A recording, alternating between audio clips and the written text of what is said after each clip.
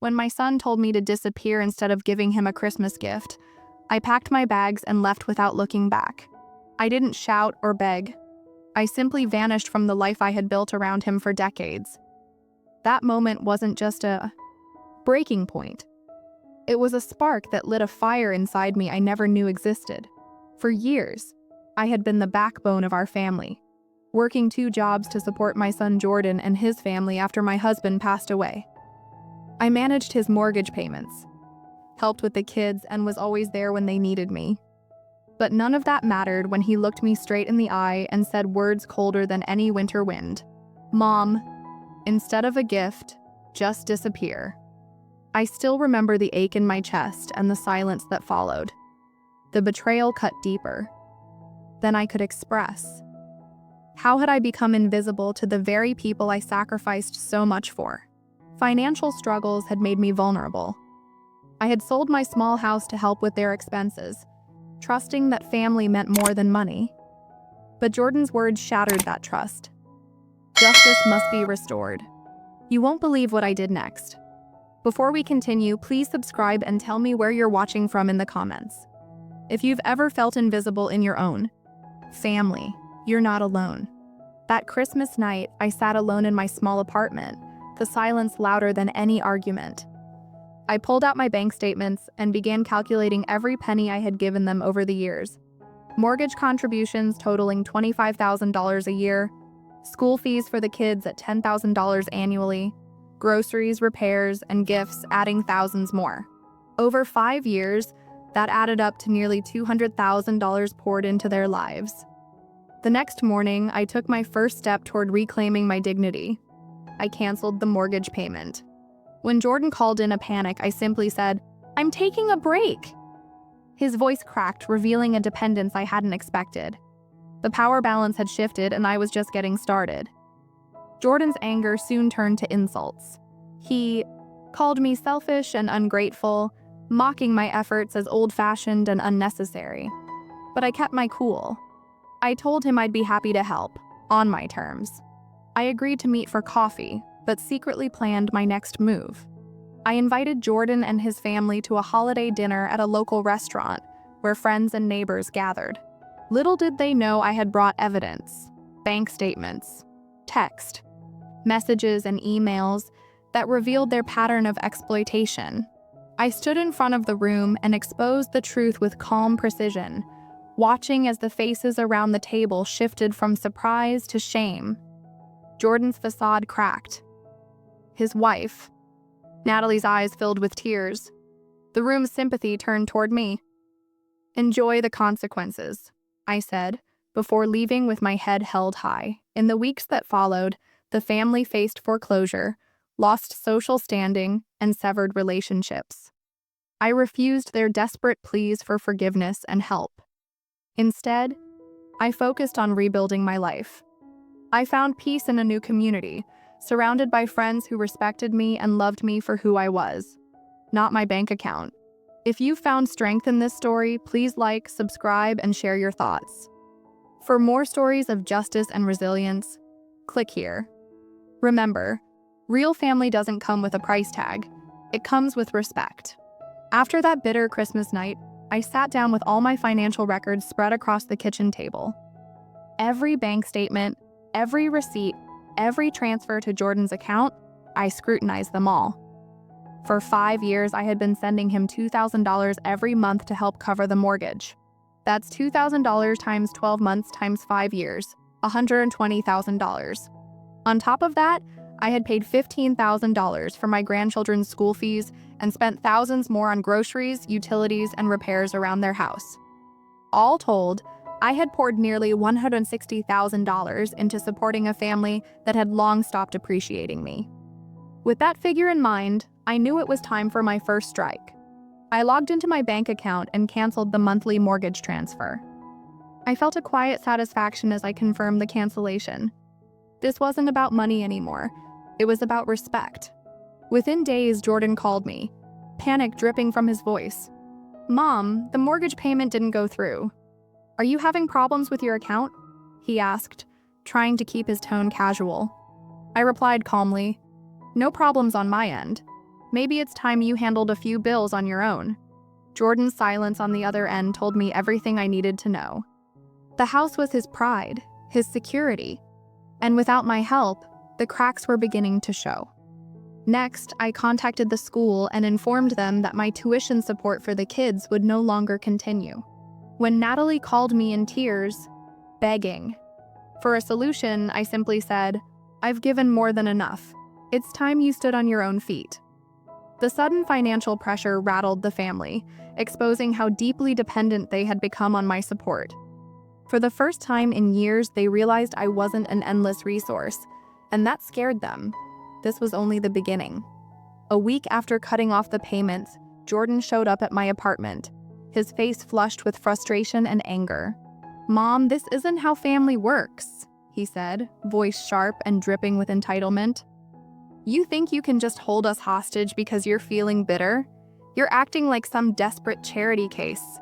Maybe if you'd kept your old-fashioned habits to yourself, we wouldn't be in this mess." His words stung, but I kept my composure. "I'm just asking for respect," I replied quietly. "Is that too much?" Natalie, who was with him, sneered. "Honestly, it's embarrassing. You're making us look bad. Maybe it's time you realize that not everyone in this family is built like you. Some of us actually move forward." The Brady. Arrogance in their tone was maddening, but I nodded as if agreeing. "You're right," I said softly. "I want to help. Let's meet tomorrow and we'll figure this out." But while I agreed to help, I was already setting a trap. I invited them both to a casual dinner at a friend's house, telling them it was a chance to talk things through and mend fences. What they didn't know was that I had invited a few others: neighbors, family friends, even Lily's teacher, people who had seen the subtle ways Jordan and Natalie treated me and had their doubts about the family's story. And I had prepared my evidence. Bank statements, text messages where Jordan begged for more money, emails where Natalie dismissed me, all carefully compiled. That dinner would be the moment everything came to light. The night of the dinner arrived, and Jordan and Natalie walked into the cozy living room, expecting a quiet evening among family friends. The room was warm, filled with familiar faces, laughter, and the soft clinking of glasses. I greeted them with a calm smile, serving dishes I had spent hours preparing. Once everyone was seated, I asked for their attention. "I invited you all here because there's something important I need to share," I began, my voice steady but carrying the weight of years labeled family truths. One by one, I laid out the evidence. Bank statements showing every payment I made for the mortgage, tuition bills paid out of my pocket, screenshots of messages where Jordan pleaded for more money, and emails where Natalie belittled me behind my back. The room grew silent as I spoke, the weight of the truth settling in. I watched as the expressions on Jordan and Natalie's faces shifted from smug confidence to shock, and then shame.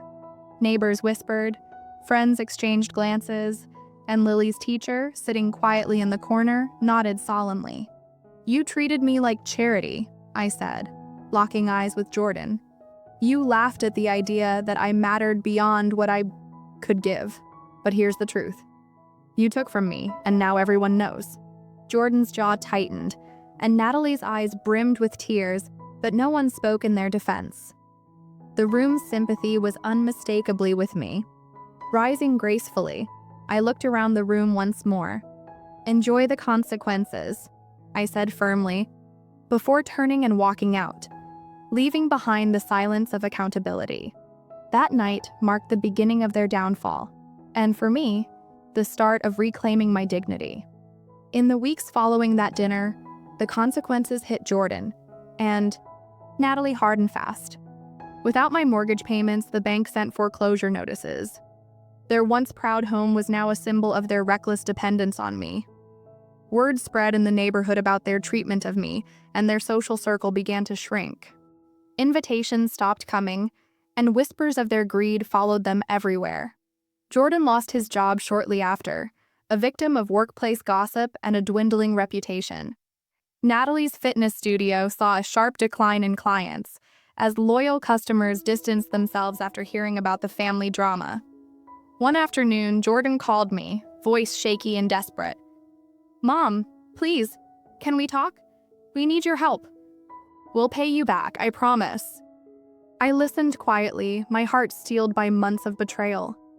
"Jordan, I gave everything I could, and I got nothing but disrespect in return." Natalie reached out next, tears in her voice. "Eleanor, we're sorry. We didn't mean to hurt you. Please help us one last time." I replied with calm firmness, "No more. You made your choices. It's time you face the consequences." Their pleas fell on deaf ears, and I refused to be their safety net any longer.